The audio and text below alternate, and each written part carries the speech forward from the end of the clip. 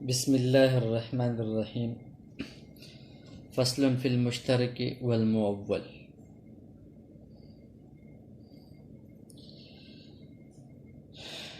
شروع میں یہ بیان کیا تھا کہ لفظ کی وضع کے اعتبار سے چار قسمیں: عام، خاص عام، مشترک اور مؤول۔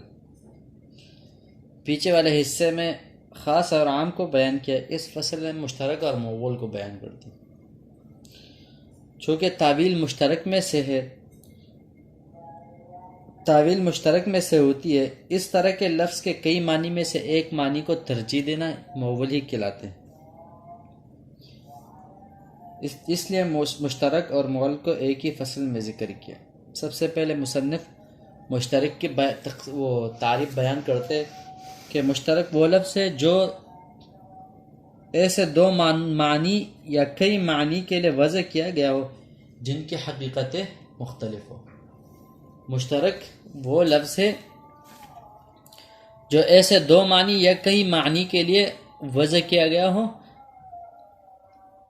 جن کی حقیقتیں مختلف ہو۔ اس کی مثال جیسے الجاریہ،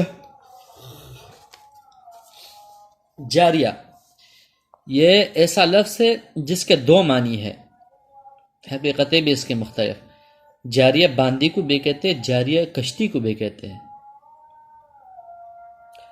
اول مشتری یہ اس کے بھی کئی معنی ہے، دو معنی۔ اس طور پر مشتری خریدنے والے کو بھی کہتے ہیں، اور مشتری وہ سیارے کا نام بھی ہے۔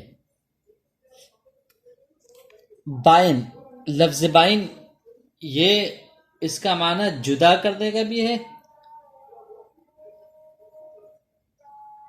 بائن کے معنی جدا کرنے کی بھی ہے، اور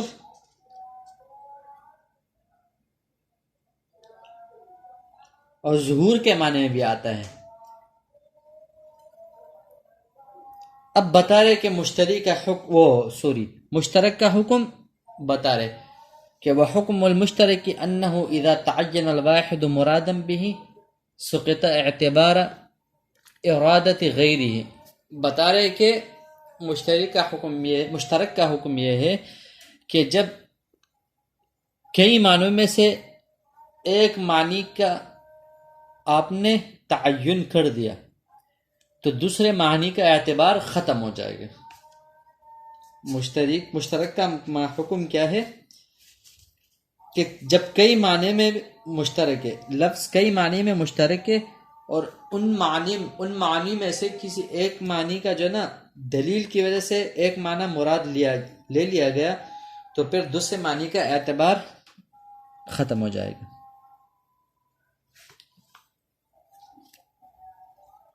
اس کی مثال اس طور پر ہے کہ لفظ منزلِ لباس کے ہے اور معنی پر منزل پہننے والے کے ہے۔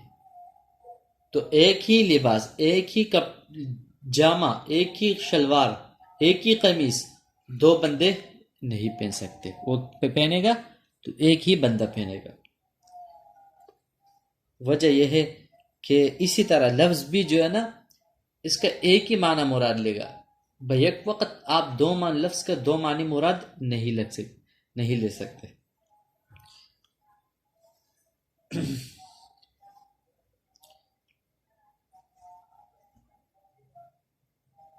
ایک لفظ سے کئی معنی مراد لیا جائے تو اس کو عمومی مشترک کہتے ہیں، اس کو عمومی مشترک کہتے ہیں۔ یہ عموم مشترک احناف کے ہاں جائز نہیں ہے۔ امام شافعی فرماتے ہیں کہ عموم مشترک آپ لے سکتے، یہ یعنی عموم مشترک امام شافعی رحمۃ اللہ علیہ کے ہاں جائز ہے، اور احناف کے ہاں عموم مشترک یہ جائز نہیں ہے۔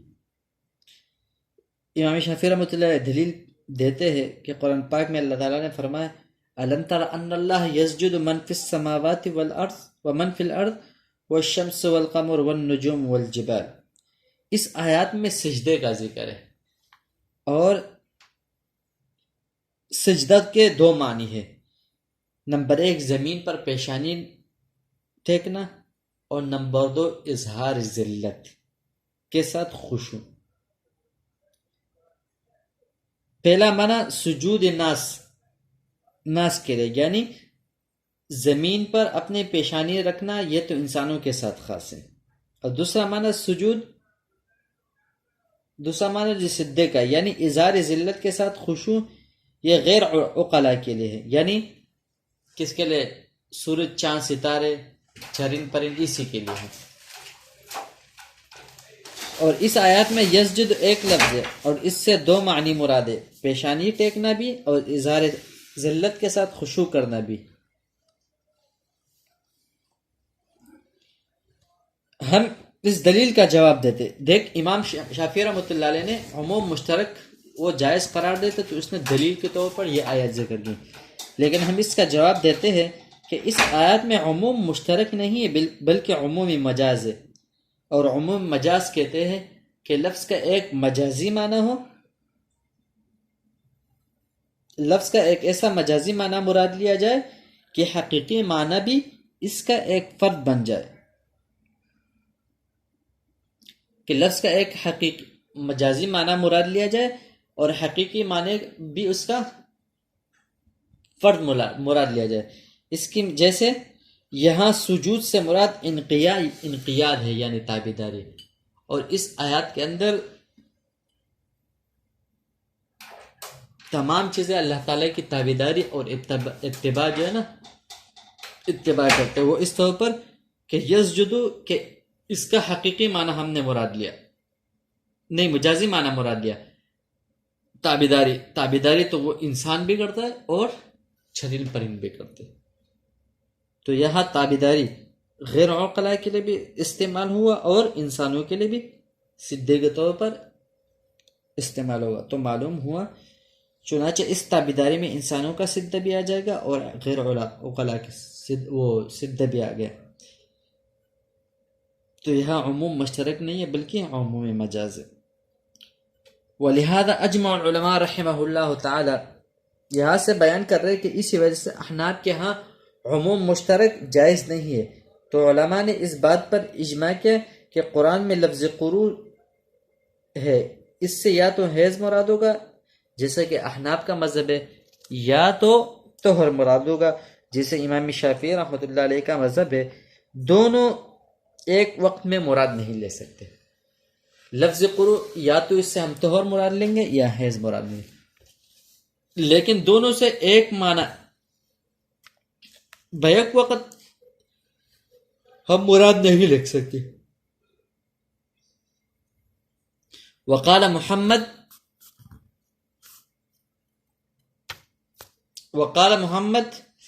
بتا رہے کہ عموم مشترک کہ ایک لفظ سے کئی معنی مراد لینا درست نہیں ہے. یہ کس کی وہ ہے؟ امام ابو حنیفہ رحمۃ اللہ علیہ کی یعنی مذہب ہے کہ عموم مشترک ہمارے ہاں امام ابو حنیفہ رحمۃ اللہ علیہ کی ہاں جائز ہیں. تو اسی بات کا تائید کرتے ہوئے مصنف رحمۃ اللہ علیہ نے دو مسئلے اس کے اوپر بیان کیے. امام محمد کے حوالے سے بات ہے کہ اگر کسی آدمی نے وصیت کی بنی فلاں کے لیے، بنی فلاں کے موالی کے لیے، کہ اس کے جو غلام ہے، فلاں کے جو غلام ہے اس کو اتنے پیسے دیں گے، تو اب وصیت کرنے والا مر گیا، تو اب موالی یعنی جو غلام ہے، یہ ایسا لفظ ہے کہ اس کے دو معنی ہیں. ایک آزاد کرنے والے کا غلام ہے اور ایک جو آزاد کیا ہوا اس کے غلام ہے. تو اب دونوں یہاں پر عموم ایک لفظ کے دو معنی ہیں. تو اب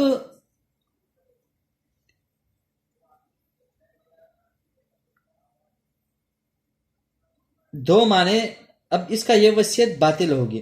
کیوں؟ اس لیے کہ اس وصیت میں موالی اعلیٰ اور موالی اسفل دونوں کو جمع کرنا بھی محال ہے، کیونکہ ہمارے ہاں عموم مشترک لازم آئے گا اور عموم مشترک ہمارے یہاں جائز نہیں ہے. اور اس طرح بھی نہیں کر سکتے کہ دونوں فریقوں موالی اعلیٰ اور موالی اسفل میں سے کسی ایک کو دے دیں. کیونکہ اس طرح ترجیح بلا مرجع لازم آئے گی کہ اس کے اوپر کوئی دلیل ہے ہی نہیں. اب دلیل بغیر دلیل کا آپ اس کو اس طرح وصیت جو نافذ کر سکتے ہو تو یہ بھی کرنا صحیح نہیں ہے. تو معلوم ہوا کہ یہاں پر ہمارے ہاں عموم مشترک یہ جائز نہیں ہے. کیوں؟ امام محمد رحمۃ اللہ علیہ کہا اس کی یہ وصیت باطل ہو جائے گی. اور اس کی دوسرا مسئلہ جو امام ابو حنیفہ رحمۃ اللہ علیہ نے اس کا بیان کیا، فرماتے ہیں امام ابو حنیفہ رحمۃ اللہ علیہ فرماتے ہیں کہ ہمارے یہاں عموم مشترک جائز نہیں ہے. اگر کسی آدمی نے اپنی بیوی کو یہ کہا انت علی مثل امی، تو مجھ پر میری ماں کی مثل ہے، اس جملے میں اس کی کوئی نیت نہیں تھی، تو یہ آدمی زہار کرنے والا شمار نہیں ہوگا. یہ آدمی زہار کرنے والا شمار نہیں ہوگا. وجہ یہ ہے کہ یہ تو اپنی بیوی کو جو مثال دے رہے کہ آپ میری ماں کی طرف ہو، یا تو کس میں ہو کہ جس طرح میں اپنی ماں کا احترام کرتا ہوں تو آپ کا بھی احترام کروں گا، یا اس طرح کے کہ آپ میری ماں کی طرح ہو کس میں حرمت، کہ جس طرح میری ماں میرے اوپر حرام ہے اس طرح آپ بھی میرے اوپر حرام ہو. تو دوسری صورت کے اندر یہ مظاہر شمار کیا جائے گا. وجہ یہ ہے کہ اس کا نیت کا اعتبار ہو. تو یہاں پر مثلا یہ کیا ہے؟ یہ ایک ایسا لفظ ہے کہ اس کے اندر دو معنی ہے، ایک اکرام کا اور احترام کا، اور دوسرا حرمت غلیظہ کا. تو اسی صورت کے اندر ہم اس مثل سے دو معنی مراد نہیں لے سکتے جب تک اس کا نیت کا اعتبار نہ ہو. جب نیت کا اعتبار ہو تب ہم کہیں گے کہ یہ زہار والا شمار ہوگا یا اکرام اور احترام والا شمار ہوگا. تو معلوم ہوا کہ امام ابو حنیفہ رحمۃ اللہ علیہ کے نزدیک عموم مشترک یہ جائز نہیں ہے. وجہ یہی ہے کہ اگر ہم اس میں عموم یعنی ایک لفظ سے کئی معنی مراد لے لیں گے تو پھر وہاں کا جو نظام ہوگا وہ خراب ہو جائے گا. وہ اس طور پر کہ پھر یا تو ایک نہ ایک لفظ سے ہم ترجیح دے دیں گے، ترجیح دے کر تو پھر بغیر دلیل کے تو پھر ترجیح بلا مرجع لازم آئے گی، اور اس سے جو نا مسئلہ خراب ہو جائے گا. فصل فی المشترک والمؤول، یہ فصل مشترک اور مؤول کے بارے میں. مشترک تعریف ما وضع لمعنین مختلفین او لمعان مختلفۃ الحقائق، کہ مشترک وہ لفظ کہ جو کئی معنوں کے لیے وضع کیا گیا جس کی حقیقتیں یا ایک معنی کے لیے لیکن اس کی حقیقتیں الگ الگ ہوں. اس کی مثال جاری، قولنا جاریۃ، یہ جاریہ، یہ کشتی کو بھی کہتے ہیں، فإنہ تتناول الامۃ، یہ باندی کو بھی کہتے ہیں، والسفینۃ، کشتی کو بھی کہتے ہیں، والمشتری فإنہ یتناول قابل العقد، عقد البیع، یہ تو خرید و فروخت کرنے والوں کو بھی کہتے ہیں، وکوکب السماء، اور ستارے کا نام بھی ہے. وقولنا بائن، یہ بائن، یہ لفظ بائن، فإنہ یحتمل البین، یہ جدائی کو بھی کہتے ہیں، والبیان، اور ظاہر کو بھی کہتے ہیں، یعنی اس کا معنی ظہور بھی آتا ہے. وحکم المشترک، مشترک کا حکم یہ انہ اذا تعین الواحد مرادا به، جب آپ نے کسی ایک معنی کا تعین کر دیا کسی دلیل کے ذریعے سے، سقط اعتبار ارادت غیرہ، تو جو دوسرے معنی ہے اس کا اعتبار ختم ہو جائے گا. ولہذا اجمع العلماء، اسی لیے علماء نے اس بات پہ اتفاق کیا رحمہ اللہ تعالی علی ان لفظ القروء المذکور فی کتاب اللہ تعالی محمول، کہ اس لیے کہ لفظ قروء جو حیض کا نام ہے، یہ جو کتاب اللہ کے اندر مذکور ہے، یہ تو یا حیض کے لیے ہوگا کما ہوا مذہبنا، جیسے کہ امام ابو حنیفہ رحمۃ اللہ علیہ کا مذہب ہے، او علی الطہر کما ہوا مذہب الشافعی، یا طہر کے لیے وضع کیا گیا جیسے کہ امام شافعی رحمۃ اللہ علیہ کا مذہب ہے. وقال محمد، اسی اصول پر امام محمد یعنی اسی مسئلے پر کہ محمد رحمۃ اللہ علیہ یہ حکم کیا بتائیں کہ لفظ مشترک جو ہے نا، جب ایک معنی کا مراد تعین معلوم ہو جائے، مراد معلوم ہو جائے تو پھر دوسرے معنی ہم ختم کر دیں گے. اسی اصول پر امام محمد رحمۃ اللہ علیہ ایک مثال بیان کر رہے ہیں کہ اذا اوصى لموال بنی فلان او بنی فلان موال، من اعلیٰ من اعلیٰ موالین و من اسفل، کہ اگر کسی نے اپنے یعنی فلاں کے غلام کے لیے وصیت کی کہ اس کے غلام کو اتنے پیسے ملنا چاہیے میرے جائیداد میں سے، تو فماتا وہ مر گیا، بطلت الوصیت، وصیت اس کی ختم ہو جائے گی، فی حق الفریقین، دونوں فریقوں کے بیچ میں، کیوں؟ لاستحالۃ الجمع بینہما، اس لیے کہ دونوں کا جمع کرنا ممکن نہیں، مشکل ہے، وعدم الرجحانی، اور اس طرح ایک کی طرف رجحان کو ختم کرنا یہ بھی صحیح نہیں ہے۔ وجہ یہ ہے کہ موالی یہ ایسا لفظ ہے کہ اس کے دو معنی آتے ہیں، یعنی اوپر کے بھی غلام آتے اور نیچے کے بھی غلام آتے۔ اب کس کو دیں گے یہ غلام؟ وہ وصیت کا کس کے حق میں ہم ثابت کریں گے؟ تو کوئی ایسی دلیل ہی نہیں ہے، جب دلیل نہیں ہے تو مسئلہ ہی ختم ہوگا، لہٰذا یہ وصیت ختم ہو جائے گی۔ اور دوسری مثال، وقال ابو حنیفہ، امام ابو حنیفہ رحمۃ اللہ علیہ فرماتے، اذا قال لزوجته انت علی مثل امی، جب کوئی کہے اپنی بیوی کو کہ آپ میرے لیے ایسے ہو جیسے میری ماں، تو اب امام ابو حنیفہ رحمۃ اللہ علیہ کیا فرماتے کہ اس کی نیت کا اعتبار ہوگا۔ نیت کا اعتبار ہے اگر وہ اپنی بیوی کو مثال دے رہے کہ آپ میری ماں کی طرح ہو، اگر اکرام و احترام کا ہے کہ جس طرح میں اپنی ماں کا اکرام و احترام کرتا ہوں تو آپ کا بھی میں اکرام و احترام کروں گا، تو زہار کرنے والا شمار نہیں ہوگا، یعنی اس کے مظاہر نہیں ہوگا، لا یکون مظاہرا، تو یہ مظاہر نہیں ہوگا، لأن اللفظ المشترکہ، لأن اللفظ، اس لیے کہ لفظ مشترک بین الکرامت والحرمت، اس لیے کہ مثل جو ہے یہ لفظ مشترک ہے، یعنی اکرام میں والحرمت اور حرمت غلیظہ میں، فلا يترجح جہت الحرمت، لہذا ترجیح نہیں دی جائے گی حرمت یعنی حرمت والی جہت کو، الا بالنیت، مگر نیت کے ساتھ۔ ہاں اگر اکرام و احترام کا نیت ہے تو پھر یہ اس کی بیوی اس کے اوپر یعنی حرام نہیں ہے، لیکن اگر اکرام اور احترام کا نیت نہیں ہے بلکہ حرمت غلیظہ کا نیت، کہ مطلب آپ میرے لیے ایسے ہو جیسے میری ماں، کہ جس طرح میری ماں میرے اوپر حرام تو آپ بھی میرے اوپر حرام، لہذا پھر اس صورت میں نیت کا اعتبار کر کے مظاہر شمار کیا جائے گا۔ والسلام۔